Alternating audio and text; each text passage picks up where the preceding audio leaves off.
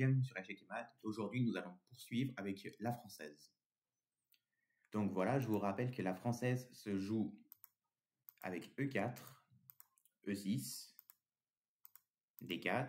Donc voilà, les blancs prennent le centre et D5. On conteste avec les noirs. Donc voilà, aujourd'hui, nous allons regarder la variante d'échange. Dans la vidéo précédente, nous avons regardé la variante d'avance. Donc n'hésitez pas à aller la consulter. Et très prochainement, vous allez aussi regarder les variantes avec cavalier C3 et cavalier D2. Donc voilà, la variante d'échange. Donc, puis on prend. Et ici, nous avons deux variantes, deux façons de la jouer. Soit nous allons jouer d'une façon très symétrique. Donc, les blancs vont jouer cavalier F3, nous allons jouer cavalier F6, fou D3, fou D6, petit roc, petit roc.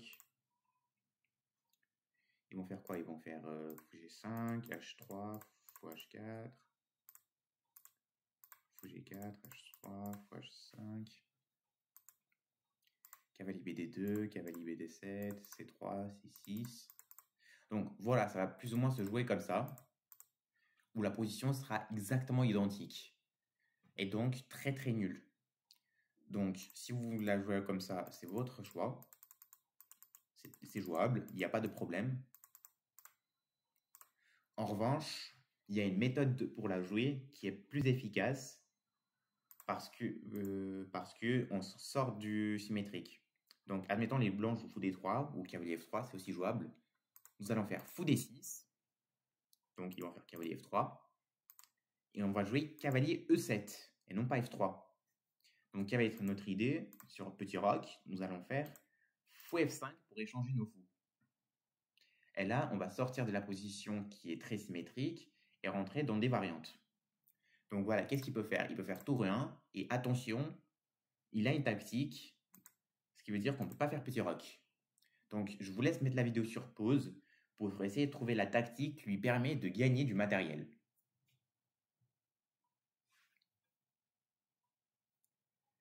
Donc voilà, cher ami, j'espère que vous avez trouvé la réponse qui était non pas fou prend, mais tour prend en E7, dame prend et fou prend D3. Donc voilà, ici les noirs ont donné une tour en échange de 2 pièces, ce qui n'est pas bon, car 2 pièces sont supérieures à une tour. Donc ici on ne peut pas faire petit roc, on est obligé de faire cavalier C6, comme ça, sur un coup comme tour E7, on a cavalier prend, et comme ça on continue à défendre notre fou. Donc cavalier là, notre adversaire va probablement jouer un coup comme fou E3, qui est un coup normal. Nous allons faire petit roc, il va sûrement faire C3, il va continuer à jouer comme si c'était une variante normale. D'ailleurs, un coup très important, maintenant que j'y pense, si jamais notre adversaire s'amuse à faire fou G5, il ne faut surtout pas faire un coup comme H6, comme nous avons l'habitude de faire quand le cavalier est en F6, mais plutôt de faire F6 pour faire reculer le fou tout en bloquant le clouage. Donc maintenant, s'il fait fou H4, on n'a plus de problème avec le clouage. Et maintenant, on peut faire petit roc, s'il fait C3, donc voilà, ça va continuer comme ça. On peut jouer avec le fou H4, c'est pas un problème. Mais on peut également jouer avec voilà, fou E3 ou voire fou D2, selon la position.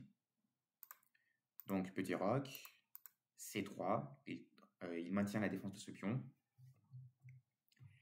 Et à présent, nous avons deux choix. Soit vous pourrez prendre, soit faire dame D7 pour essayer de ramener les deux tours. Donc moi, généralement, de mon côté, j'aime bien prendre. Et après dame B3, faire cavalier G6 pour essayer de jouer sur la case F4. Donc voilà, j'imagine que notre adversaire va développer sa dernière pièce en faisant cavalier D2. Soit nous faisons fou F4, mais bon, nous échangeons des pièces et nous nous rapprochons vers la finale qui sera nulle. Donc si on veut faire nul, c'est pas mal. Mais sinon, on peut essayer de maintenir les pièces et faire un coup comme fou D7, dame D7, pardon. Donc voilà, nous allons ramener les tours comme lui, pardon. Il va faire tour D1. On va faire tour E8, on va nous développer tranquillement.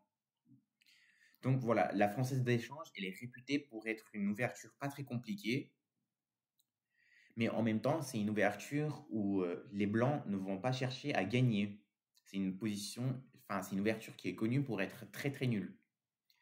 Donc une ouverture très très nulle, c'est-à-dire une ouverture où les nuls sont très fréquentes. Pour ce genre de raison, où les positions sont très symétriques, où les pièces s'échangent très facilement et où il n'y a pas beaucoup d'enjeux. Contrairement, comme là on a vu la dernière fois avec la Française d'avance.